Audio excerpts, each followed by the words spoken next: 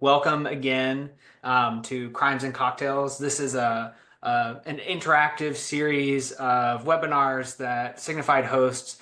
It's born out of the idea of sharing some interesting stories, sharing some learnings that we've been able to make within our merchant network to connect folks and to hopefully get a little bit of a breather as people are preparing for the holidays or whatever is coming up next. And so we just published a report that we're going to talk about at the end of the session, and then we're going to tell some stories about all the different types of consumer abuse that we're seeing and kind of what's going on in the economy and what can we do about it. So welcome. Would really invite you to use the Q&A function down at the bottom of Zoom. You can click Q&A, type a question.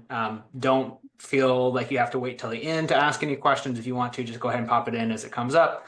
And when it's natural, we'll kind of bring it up in the flow. So for those of you who haven't met, I'm Bennett. I'm the Chief Customer Officer at Signifyd. Before that, I was the company's legal advisor. And so I've been around the company in artificial intelligence, machine learning, and fraud and risk and payments, with crypto for more than a decade now. And so love talking with clients about good and bad actors in their kind of databases, no matter what they're doing. But for the last 7 years, I've really enjoyed deep diving into the world of retail and helping our clients there. With me is one of my favorite folks from my team, Javi. If you want to introduce yourself, that'd be great. Yeah, thanks, Bennett. Hey, everyone. I'm Xavi, managing the risk intelligence team at Signifyd, and really looking forward to share some exciting case studies with you all today. And so I'm in Palo Alto and Javi's in Barcelona. So hopefully we got most of the breadth of the time zones covered, but really excited to chat with you all today. And so if you have any questions, this is going to be a NORAM focused session. Obviously, if for whatever reason you have EMEA operations or LATAM operations, reach out and we can cover that. And Javi will help a lot with the EMEA stuff. So one of the just kind of cover the things that we're going to go over today. So it's kind of the current state of consumer abuse. It's really hard to talk about consumer abuse if you don't talk about consumers. And so we're going to talk a little bit about what types of macro and economic conditions are affecting consumers. What do they tell us when we poll them? How do they act? How should they act if you direct them in the correct way? How do bad actors entice them to act poorly? And then Javi's going to go into in-depth stories about several different types of not capital F fraud, not a 10.4 Visa chargeback, but any other way that we might have some kind of consumer abuse. And then we'll wrap up with some holiday season tips. So if we close out that poll here in a second, just as a reminder, really want to understand, what the top 3 forms of consumer abuse that you're grappling with. So returns, refunds, promotions are kind of all different ways in which people can kind of, consumers can maybe blend in or take advantage of what the retailer's practices are. But then unauthorized reselling is kind of a third party actor, right? It might be a business even, right? Who's able to take advantage of your policies and then be able to resell your own product if there's limited inventory or arbitrage in a different region. And then sometimes these things might manifest as, actual chargebacks, right? Just not fraud, reason codes chargebacks. So if we see the results of that poll, I'd love to kind of let people, right? Okay, so interestingly, so returns and refunds are neck and neck. Basically, almost everybody is having issues with these right now in terms of that. That's not surprising to me. Signifyd is working with lots of folks on this problem statement. The MRC posted some massive spikes that they saw in early Q3. And we'll talk a little bit about that. And then coming in at number 3 was still a big majority is item not received chargeback. So people claiming that they didn't get the package even if they did. And so really those are kind of well over 50% of people are collectively having some kind of problem with returns, refunds, or item not received. So you're not alone. This group is sharing kind of similar problems as you, and super excited that we'll be able to talk with you all about some of these problem statements. Okay, so So I talk a little bit about why are people doing that? If so many of us are experiencing that, why are you offering these loopholes, so to speak, right? They might be getting those types of questions of how can we stop the bad guys, right? We have to offer this kind of experience. Well, this is what consumers tell us. How important are returns or the returns experience to the buying journey? Almost 80% of US consumers say that an easy return policy is something they check when they're going to buy something. So it's a necessary thing that you have to have. It's a critical part of the customer journey, even for new buyers who've never worked with you, who are never going to file a return. 80% of people say that they won't buy if they don't like the return policy.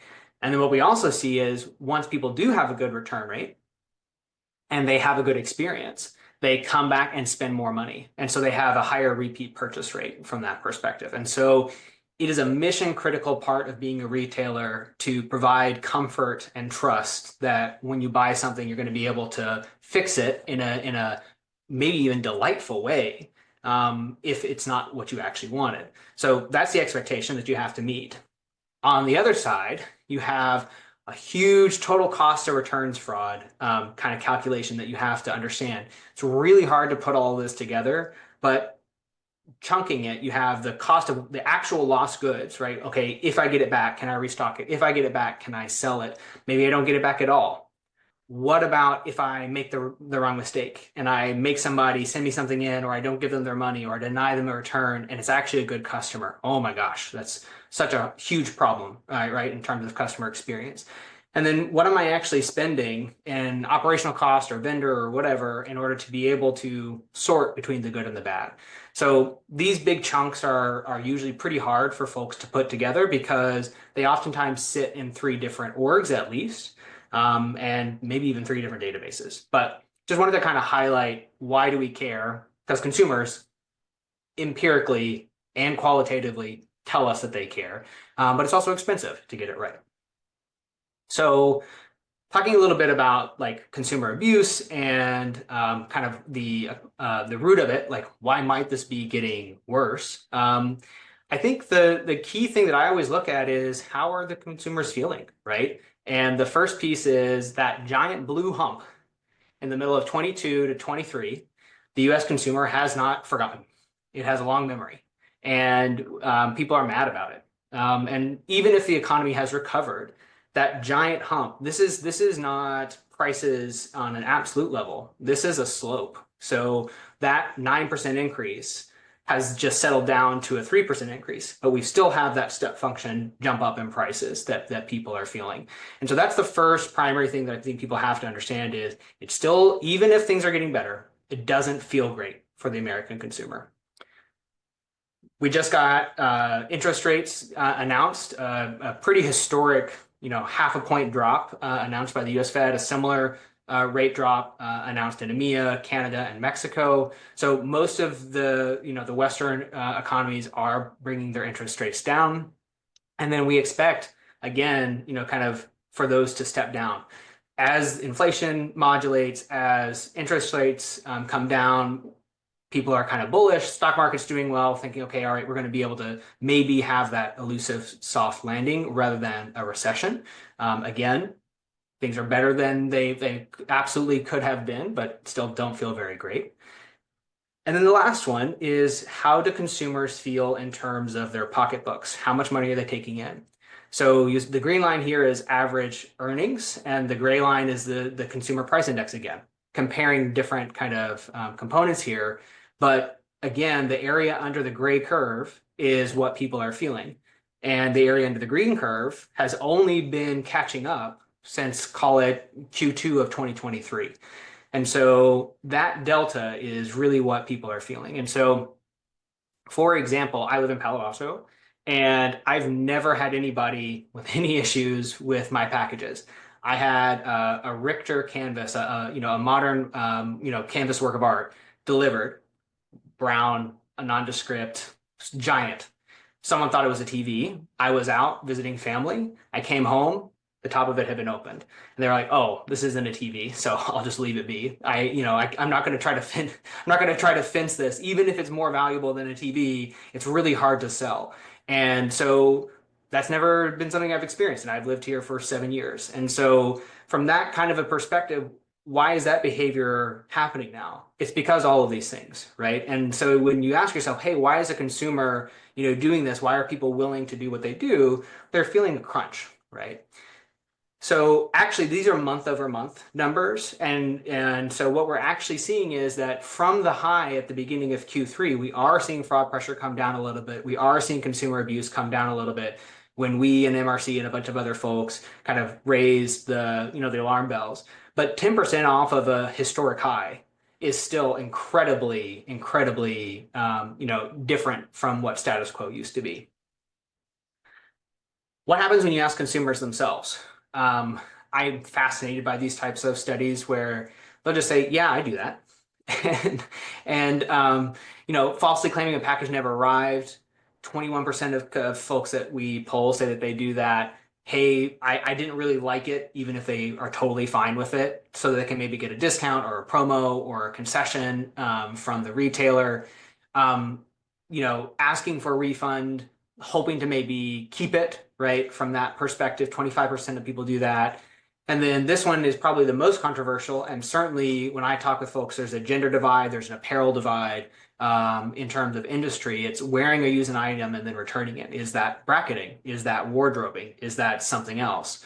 From that perspective. And so these are very interesting ways that might be a great way for you to build trust and loyalty with a client. Hey, let's help you find the right fit for our product lines. And it could be something that totally breaks the bank. And so you have to figure out how to do that. So hopefully that gives a little bit of context of what the American consumer is feeling. And then I'd love to turn it over to Javi to start talking about some of the stories. But first, would love to get a poll up for the next one. Given what we know about the macro, given the new news maybe about the macro and kind of what you're seeing in your own, how are people projecting? What are you planning for this 2024 holiday period? Are you expecting things to be down to flat, maybe a little bit up, maybe kind of in line with how e-commerce has been growing in general, 5 to 10%, or do you think it will maybe outpace how this year has kind of been going overall? So we'll leave that poll up for a little bit, give people maybe a couple minutes as we go into Xavi's section and some of the really cool stories. All right, thanks, Bennett. Yeah, let's dive right in. So we have a couple of abuse scenarios, abuse case studies to show with you. And maybe before we go deeper into this, let's start with unauthorized resellers. And before we dive deeper into this, as an introduction, let's be on the same page of what an unauthorized reseller actually is. So these are resellers that are third-party resellers who sell a company's product without a formal permission or relationship with that brand. And with that, they are sourcing products and purchasing discounted items or high demand products.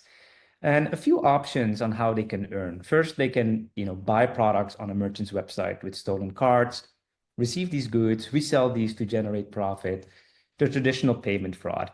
And since they are earning from stolen cards, money that's not theirs, they can go pretty low in prices. The other option is they buy products with discount codes and then resell these discounted items at higher prices. And the other option is reselling high demand products at higher prices. Like these could be like low supply items, like limited edition products, which I'll deep dive into a use case today. When it comes to the impact, let me start first with the impact to customers. And as an example here, I think I would say like Taylor Swift fans, they know this firsthand. Like there was a high demand on the Eras Tour concert tickets. And what happened is that fans tried to log into Ticketmaster just minutes after these tickets went on sale and found that they were actually already sold out, now only accessible on secondary market platforms, on reseller sites for much, much higher prices. And what this brings for merchants is well, a couple of things. First, customer dissatisfaction. Like customers are getting frustrated. They're asking themselves like, hey, why their merchants are not able to fix this issue? Frustrated that they, one, need to spend time looking for these products somewhere else. And second, buy these items at much higher prices at these resellers. Brand reputation. Customers, they will associate negative experiences with your brand. And also think about the post-purchase user journey, right? Like your customers, they are and feel protected with the warranties that you offer them, the after-sales support that you offer them, which they obviously will not get from these resellers, which will in turn hurt your brand. And all of this can hurt you financially. For example, like losing out these customers and missing out on their lifetime value. So a snapshot here of reseller abuse actually happening. So it's one user that created a bunch of fake accounts in an attempt to snatch the latest product drop of a merchant. It's a US merchant. And all the way on the right, we can see Korean bins being used. Spoiler alert, we tracked this reseller for a while and found that they were reselling products on the Asian market for much higher prices. And also look at the address manipulation in the middle at the delivery address as well to avoid fraud detection. And you might say, well, this looks a little bit obvious, right? Like the email domain is all the same. In this case, kstarmail.com. The bin country is all the same, being Korean. I do want to highlight two things here. One, address manipulation is still a very strong technique that fraudsters use nowadays. Address manipulation, fraud and abuse actually went up with 13% compared to last year. And they moved away from punctuations and symbols that basic address manipulation features can detect and are now using more and more of these techniques, what you can see here by what looks to be legit additions to the address. So if you don't look at it in bulk, you will miss out on these details. And the second thing that I want to highlight is, yes, I applied filters to showcase that this is a trend and these orders are part of a reseller ring, but it's a tip of the iceberg. So let's unravel this a little bit more here in this next slide. Let's unravel the MOs, the modus operandi. So I've tried to summarize it in 4 steps to be mindful of our time that we have during this webinar. But of course, we can go way deeper into this. Let us know, engage with us, reach out to us if this is happening at your business, and we can partner with you. We can spend more time on further deep diving into this, understanding this, and find a solution. So step 1, multi-account creation. Step 2, scalping, cart hoarding, and order manipulation. I'll explain all of these a little bit more in details in the next slides. Step 3, bot-driven checkouts and traffic overload. And then step 4, reselling the goods. So through fake account creation, fraudsters and abusers can later unlock their treasure by collecting, better said, attacking at scale. So these folks, they know that, we look at email creation dates, account creation dates. The newer, the riskier. So what do you think that they will do? They create accounts now, probably as we're having this webinar. They leave the account on a shelf for a year, 5 years. They wait patiently and use these accounts for their attacks. So tomorrow's attacks, they will have accounts created from a few years ago and so on. Fraudsters, they use bots for multi-account creation. Bots are programmed to mimic human behavior and quickly can register multiple accounts by filling out forms with either fake or stolen information. And can they bypass CAPTCHA systems? Of course they can.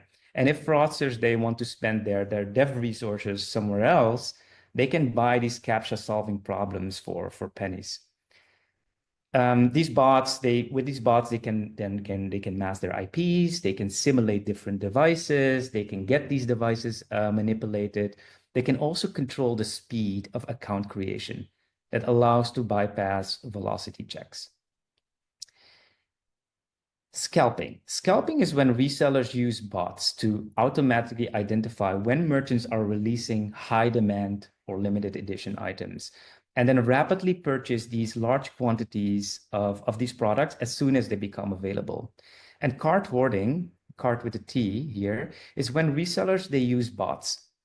They add high demand items to the carts without completing the purchase, artificially reducing the available stock. And why do they do that? They buy themselves some time, because in the meantime, while they buy themselves some time, they now can then go in and manipulate the orders by applying address manipulation, as what we saw previously, geo manipulation, and mask their true IP location. So this abusive reseller is located in South Korea.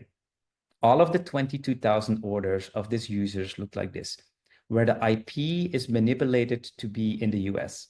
And not only that, it also has a close proximity to the delivery address, so it doesn't stand out. I have to admit that's pretty smart. Also, did I just say 22,000 orders? Yes, I did, and I'll come back to that in a little bit. Device manipulation. Fraudsters, they use various techniques to manipulate devices and trick systems. For this attack, the interesting thing here is that when we compare the good orders and the bad orders at the time of the attack with this merchant, is what stood out is with all of the bad orders, the device was not fingerprinted, meaning that the system is not able to capture the device unique identifiers. And fraudsters, they can use scripts to spoof or block these device attributes. So as we continue to talk about bots and skill, I want to show you this. So these bots, they can complete the checkout process much faster than human buyers can, making it very difficult for your regular customers to purchase the item. So I pulled a graph of an hourly timeline above of the reseller abuse attack, where you can see that the total attempts of purchases was 22,500 at 5 p.m. Now, then I was curious to see how long it took the abuser with its bots to attack. So I pulled the below chart, the bigger one. And the majority of the attack happened within 10 minutes. So this really shows the skill of the attacks and how precise and quickly bots can execute. And if you find out late that you're under attack, and in this case, 10 minutes too late, you can have a big problem. And then now it's time to earn. It's time to make money. So this reseller was then reselling the purchased items on the Asian market for much higher prices. And this is a snapshot of the reseller's South Korean Instagram account, urging the users to buy the product from them, act fast before the stock runs out, even calling out that there are counterfeits out there and the products that they are selling is the real thing. In other words, saying like, hey, be careful, there are fraudsters out there. Well, this person is one of them, in my opinion, which is like, I guess, a little bit of an eye roll moment. Yeah, Yeah. there's a good question from the group of, hey, with unauthorized resellers, are you seeing an uptick in counterfeit products? And so I was over here waiting, and I was like, we'll get there. Yes, is the answer to this question. And so what we see are two types of business models typically. There's those that are trying to do counterfeit products, which are getting better from that perspective, and then there's folks that specialize in getting the actual thing and then committing arbitrage, selling like from that perspective. One thing that I'll also say is, Javi said, hey, this particular, reseller ramped up their attacks. We have plenty of folks that have new product drops. They do a collab with, some, personality, right? That leads to high demand. You let your VIPs in, you let the public in. It's very hard to kind of see those types of things when you're blending in. And if you have 24,000 attempts in 10 minutes, maybe you have 200,000 attempts in 10 minutes from your legitimate customers. And so you don't have time to kind of sort it out. So I think this is a really also very interesting question for growth and marketing and brand folks, right? Like this is the worst case scenario. Not only did you made your sale, right? So that's great, but you don't have the relationship with the customer. They're not buying from you, right? They're buying from this other person. And then they don't have your customer service. You don't have their data at all. You don't know their email. You don't know all of this information that you could use to know who your true customer is.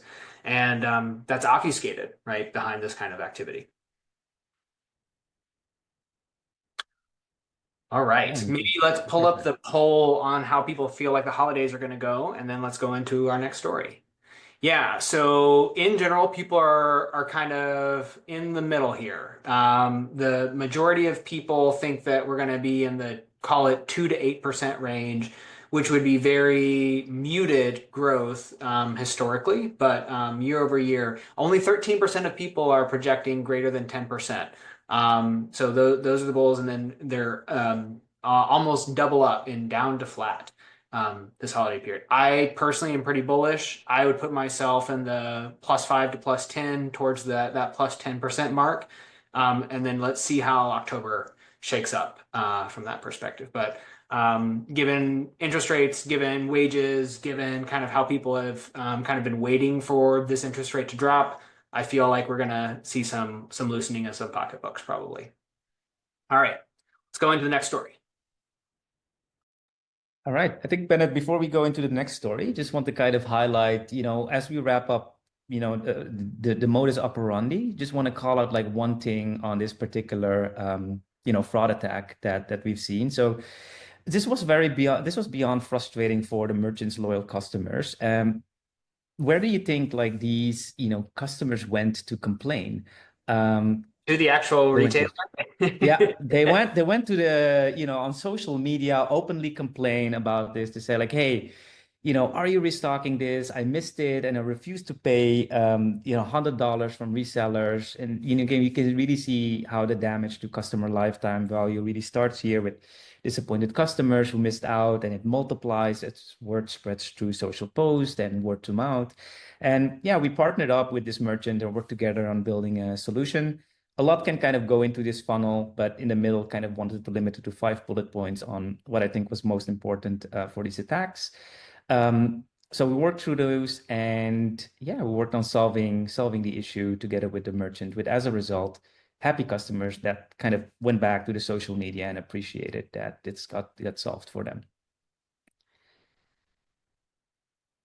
Cool. Promo abuse. So I think, Bennett covered it already a little bit earlier, but I think like, so as the e-commerce landscape continues to evolve and really businesses, they strive to attract and retain new customers in an increasingly competitive market, I would say, like promo offers and discounts, they have become a common strategy to incentivize purchases and drive sales. And the peak and holiday season is around the corner, and we can expect to see a ramp up on discounts, special offers, and promotions to attract customers.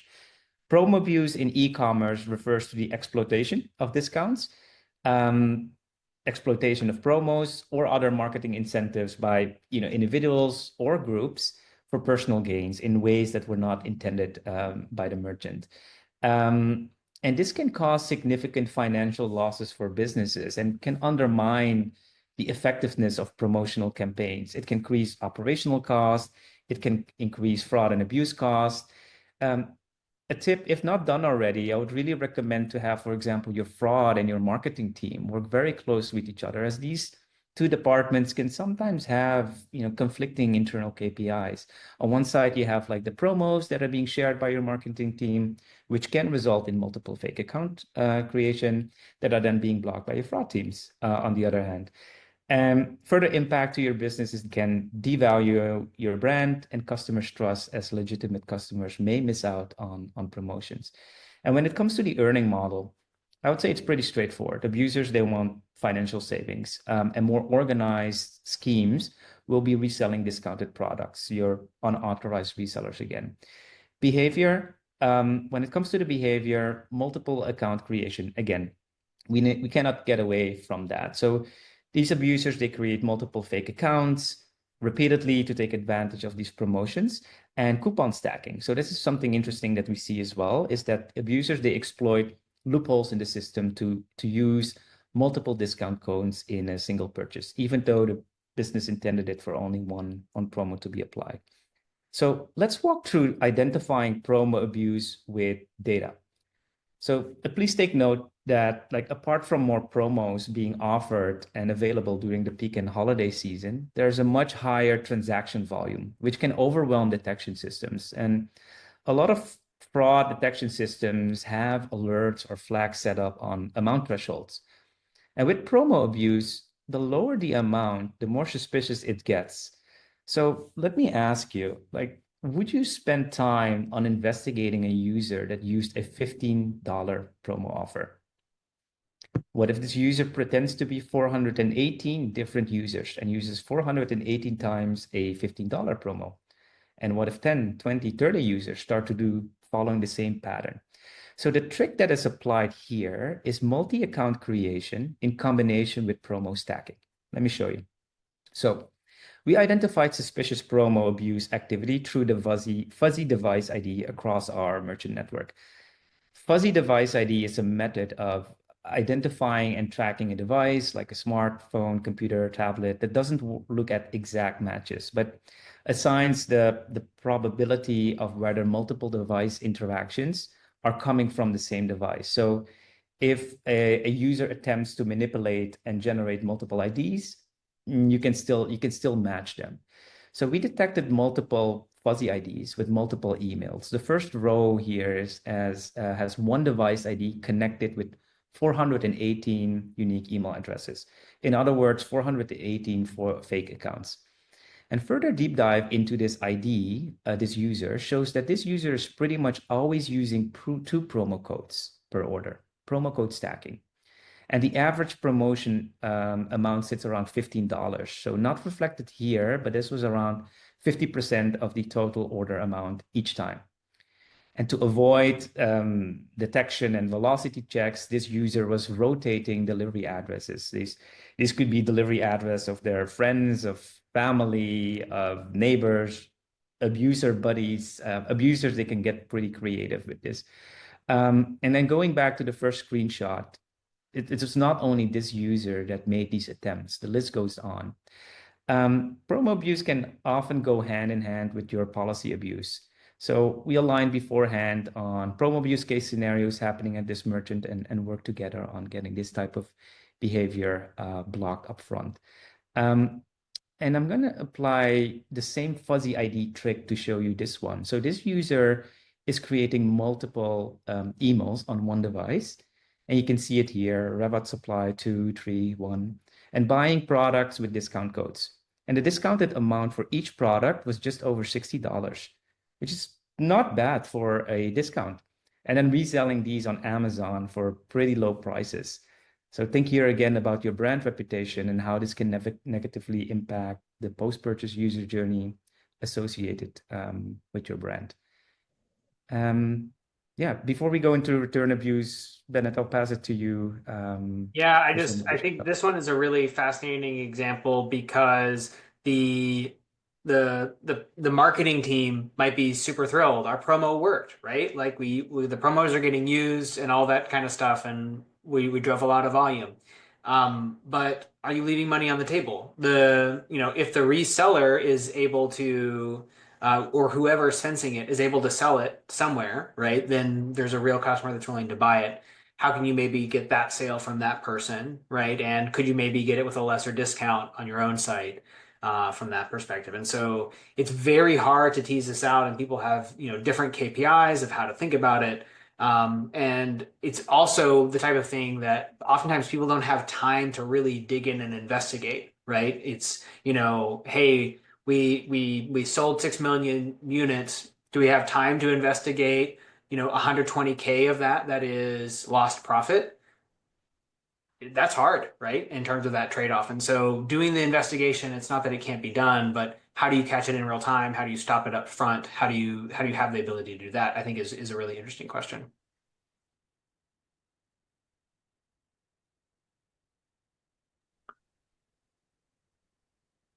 Great. Let's chat about return abuse. So before we go into the case study, a few main drivers that are maybe worth calling out when it comes to the rise of abuse. So inflation, heightened customer expectations, was already covered earlier. I think like customers, they have become more conscious on their spending, seek out ways to save money, which drives seeking also abuse schemes like return abuse, exploiting promo campaigns. And also because of the rise, I would say because of e-commerce giants, customer expectations, they do have heightened and have raised the bar for merchants. Look, I'm ordering a lot from Amazon and got a bit spoiled with like next day delivery, same day delivery. And also as competition, I would say intensifies, merchants can feel pressure to offer more generous promotions. Um, the other one is interesting. It's just the buy, try, and return culture that's really accelerating, which is driving some new abuse trends down the industry. So a few merchants that we work with now, they had significant wardrobing problems, which is a new form of return abuse.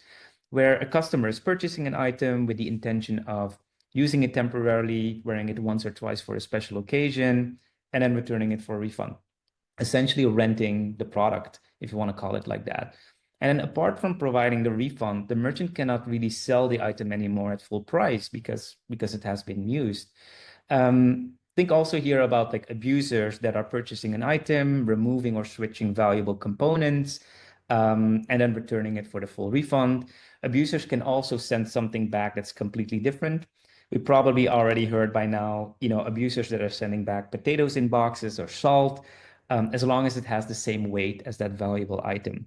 And believe it or not, we even see things popping up as, abusers that are sending back dirty laundry. Some of them don't even bother and just return back empty boxes with the right return labels, if they have identified that it works. The third element here is like the contactless delivery. Since the pandemic, we was really drove some new abuse trends down the industry. Think here about abusers that reached out to their merchants about items that they have received, but then falsely claimed to have not received these INR. Different types of abuse, more forms of abuse, believe it or not, will develop. And in a lot of cases, it boils down to abusing the policies that you have as a merchant. Abusers really taking advantage of the customer is always right policy. So we worked with one of our merchants on this issue. Multiple users follow the same pattern. And to help paint the picture, I'm zooming in on one user. It's the wardrobing problem. So in this case, return abuse connected with promo abuse. This user was looking for discounted products and then was placing orders with promo codes. Promo code stacking, as we covered earlier, was applied here as well. So multiple promo codes added to a single order. In this case, the return abuse product target was a bestseller item, a winter coat. Especially suspicious, I would say, if you need more than one of these. I mean, sure, I have more than one coat, but not the exact same one. And it's always in the details, right? I think my fraud team has really developed an impressive sixth sense when it comes to these things. And what we can see below is like there are a couple of days between the fulfillment, the order delivery, and the return date, 10, 12 days. Plenty of time to use that code for that special occasion, return it the next day. It's also a nice balance because it's also a time window that doesn't really blatantly obvious or raise issues. And the return reason code here, significantly not as described. Twice for the same code. Yeah, sure. Could it be legit? There is a possibility. And let me take that doubt away from you by looking at this particular user, zooming out on their behavior across our merchant network. So now what we can see here in this slide is leveraging our link analysis and putting the behavior of this user with other merchants together. We can see from left to right, the same email, the same delivery address, the return count. So how many products on each order are attempted to be returned, for which reason, the majority being significantly not as described. I guess this abuser learned that it worked for the majority of the merchants and the attempted return amount. And this is then how we worked and partnered with this particular merchant to showcase the abusive behavior happening on their store and how we can leverage the cross-merchant network data to put a stop to this behavior. And you might ask yourself, like, hey, I don't see obvious patterns in my abuse return problems. And I think for that, two things. You want to acquire and attract new customers, and it is difficult to identify new users as potential return abusers. And these new customers are new to you, but are not new to the e-com network and can be connected through this network by multiple, but at least one data point. And I would say like all fraud has a telltale sign. Also these abusers, and they do leave traces, which allows us to work with you to effectively get this behavior blocked. And the second point that I want to mention, what is making it more difficult to tackle your abuse problem single-handedly is this, fraud as a service. So we do see more and more of these type of things popping up on our end. Professional fraud organizations, what they do is they can leak promo codes, they can share tutorials on how to commit refund abuse, but they can also do the whole thing for you on your behalf in exchange of a 20, 30% cut of the refund.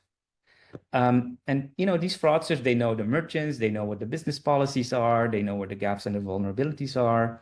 They can generate fake tracking information, fake labeling. They even work with, in some cases, with insiders in the delivery companies that helps them to mark packages as lost or damaged. And the prediction here is that for merchants, it will become more difficult to not only deal with this individual consumer abuser, but also need to deal with these professional fraud organizations that act with tactic and with skill. So on this slide, you can just see two examples, Noir and Chinchopa, two very famous ones, which already have been caught. I believe the first one, Noir, has been caught by the FBI by now. And they reach their audience mainly through Telegram, which is a new instant messaging app. And Telegram is mainly used by millennials and Gen Z, which also connects with Noir's target audience, because the main audience of Noir were people of around between 25 and 35 years of age. And I think here about people that want to stay up to speed with the latest fashion trends, are influencers or want to become influencers, make as many Instagram reels as possible, but might not always have the cash on hand to afford the latest clothing or tech trends. So where do you think they go? Refund as a service. Yeah, so I think that's a wrap on the use case studies. And before we leave with some tips, I'll just pass it over to you, Bennett. Yeah, so there's a couple other questions that came in, and so this is not hyper relevant to today, but as kind of came up in prompt to, hey, the Korean bin, right, from the reseller there. Scammers typically try bin attacks. What are some recommendations to prevent these?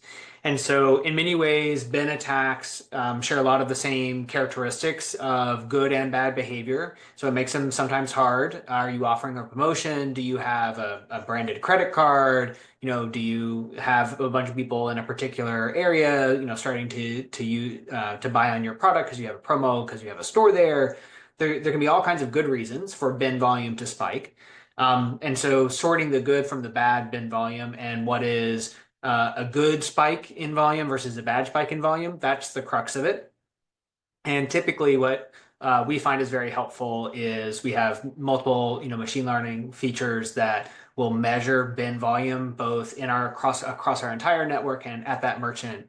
And so then it basically predicts how likely is it that this bin would increase in this way in a healthy way or not. And then that can change the way that the models react to that kind of behavior. I don't know, Javi, if you have any other advice on how to monitor bin attacks. No, I think those velocity features are very strong. You have your calculation and making sure, because we do see a variety of bin attacks as well. Think also about like car testing attacks where they steal bin badges.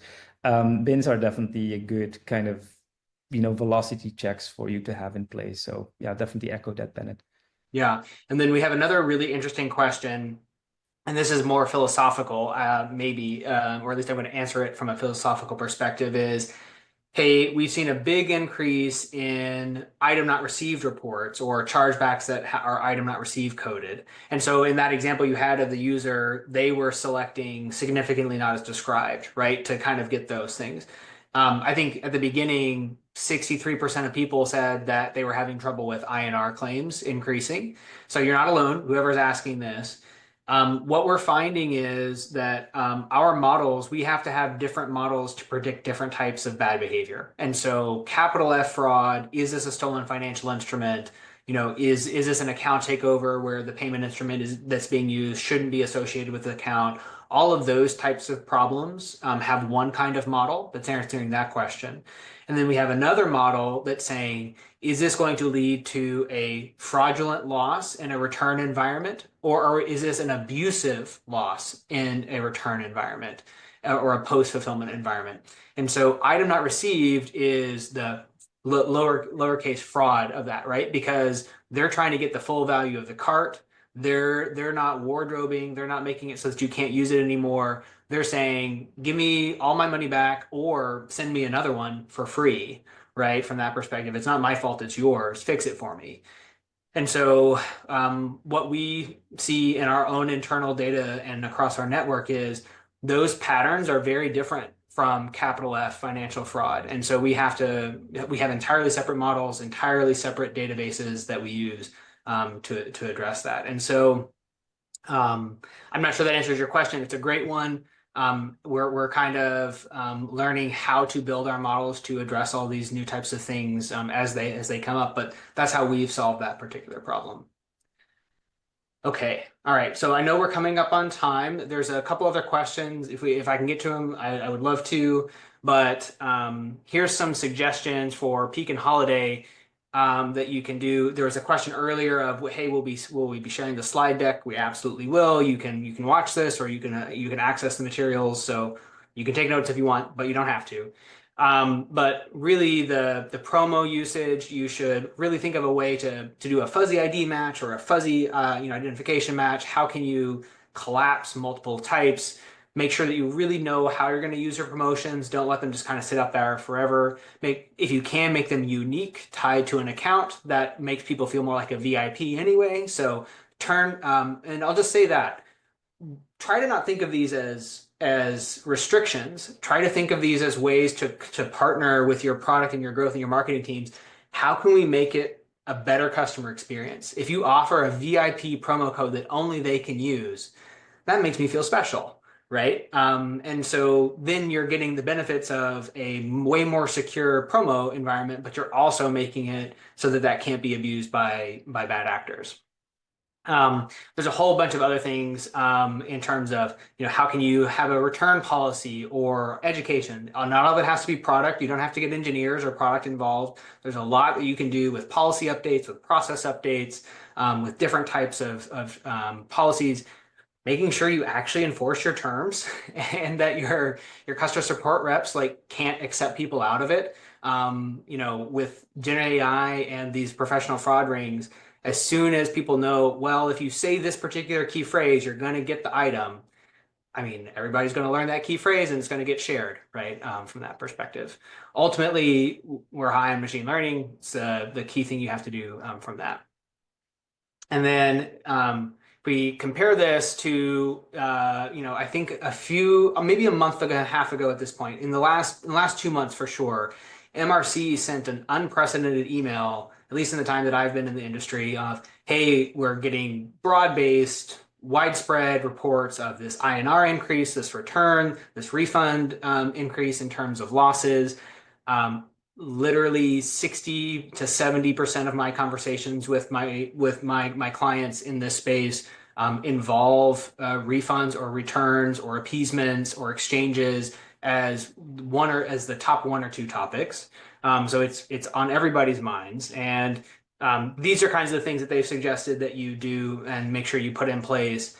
The return season is upon us, and the holidays is one of those primary refund returns experiences. The bad guys try to blend in on the fraud side. They try to blend in on the abuse side. So now is maybe time to think about how can we put some of these things into place before the holidays so that you have those things ready for December 26th. What I'd also say then is if you have other questions that we weren't able to answer, we did just launch the State of Fraud and Abuse Report 2024. It's a beautiful digital glossy. You can go through it. It's got a lot of really good information. Signifyd.com/pulse has live data up to that month over month, year over year, quarter over quarter trends for your industry. And so that's super helpful. And then if you have any questions, want a consultation with us, reach out to us and we'd love to chat with you. I think the last thing is a thank you for attending.